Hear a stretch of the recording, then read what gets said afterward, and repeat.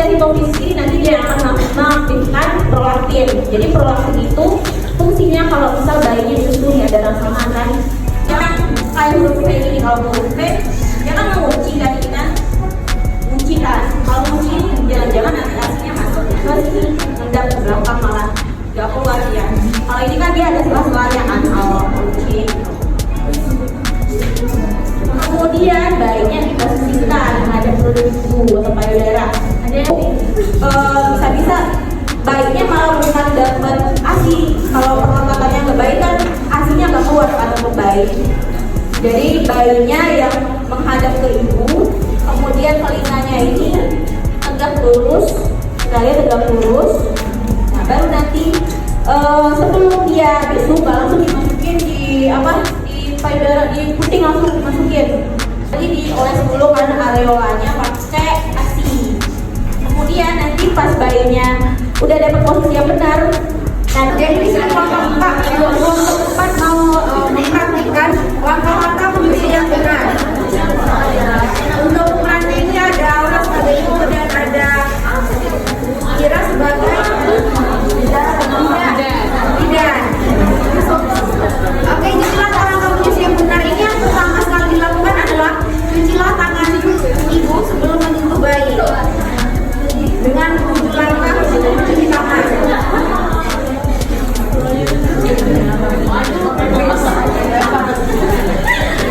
Lalu setelah mencuci tangan, sebelum menyusui ASI dikeluarkan sedikit, kemudian dioleskan pada kuning dan areola payudara. Nah, cara ini mempunyai manfaat sebagai disinfeksi dan menjaga kelembapan kuning ibu.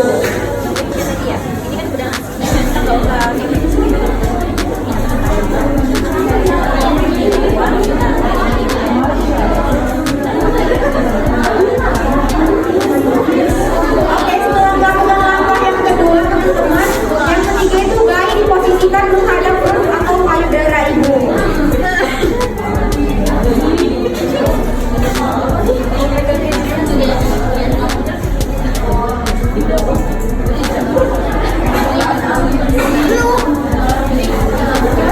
Selanjutnya ibu duduk atau berbaring dengan santai. Nah, jika duduk ini lebih baik menggunakan kursi yang rendah agar kaki ibunya tidak menggantung dan punggung ibu bersandar pada sandaran kursi seperti yang dipraktikkan oleh Awel. Berikutnya bayi dipegang pada belakang bahunya dengan satu lengan. Kepala bayi terletak pada lengkung siku ibu. Nah, kepalanya tidak boleh menengadah dan bokong bayi disokong dengan telapak tangan.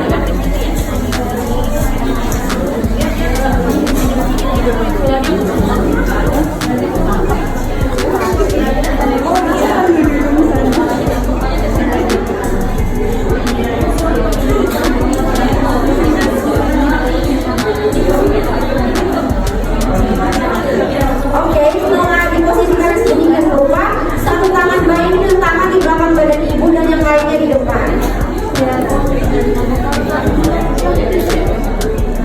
Setelah itu perut bayi menempel pada badan ibu dan kepala bayi menghadap ke payudara ibu. Nah, tidak hanya mendapatkan kepala bayi. Lalu telinga dan lengan bayi terletak pada satu garis lurus. Nah, di sini penting ibu menatap bayi dengan kasih sayang.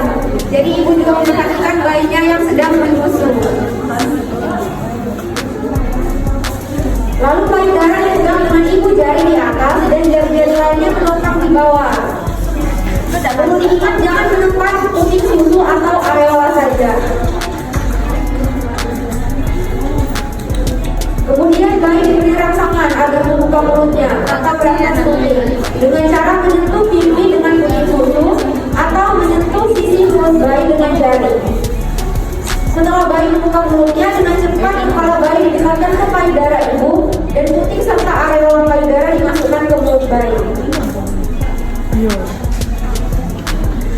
Lalu usahakan sebagian besar areola payudara ibunya ini dapat masuk ke mulut bayinya, sehingga puting susu ini berada di bawah air langit dan ibu bayi akan menekan ASI keluar dari tempat penampungan ASI yang terletak di bawah areola payudara. Posisi yang salah itu bila bayi hanya menyisa pada puting susunya aja, yang akan mengakibatkan masukan ASI yang tidak adekuat dan puting susu ibunya lebar.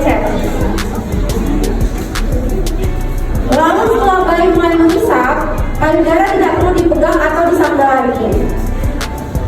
Nah, ASI ini dapat diberikan secara on demand atau dengan penjadwalan 2-3 jam sekali. Remisi juga harus dilakukan dengan kedua payudara kanan dan kiri ibu.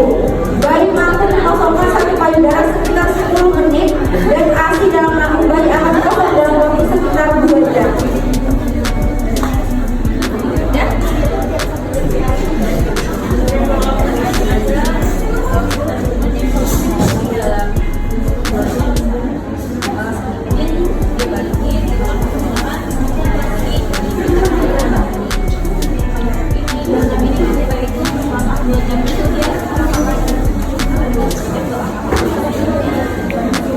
Oke, lanjut. Kepala bayi menghadap payudara, tidak hanya membelokkan kepala bayi. Selanjutnya, telinga dan mulut bayi melekat pada satu garis. Ibu mengawali dengan payudara kanan kiri. Bayi memiliki kekosongan satu payudara sekitar 10 menit. Dan ASI dalam lambung bayi akan kosong dalam waktu sekitar 2 jam. Bayi yang kedua, sebelum menyusui, ASI dikeluarkan sedikit, kemudian dioleskan ke payudara kanan kiri. Bayi memiliki kekosongan satu payudara sekitar 10 menit. Dan ASI dalam lambung bayi akan kosong dalam waktu sekitar 2 jam. Boleh.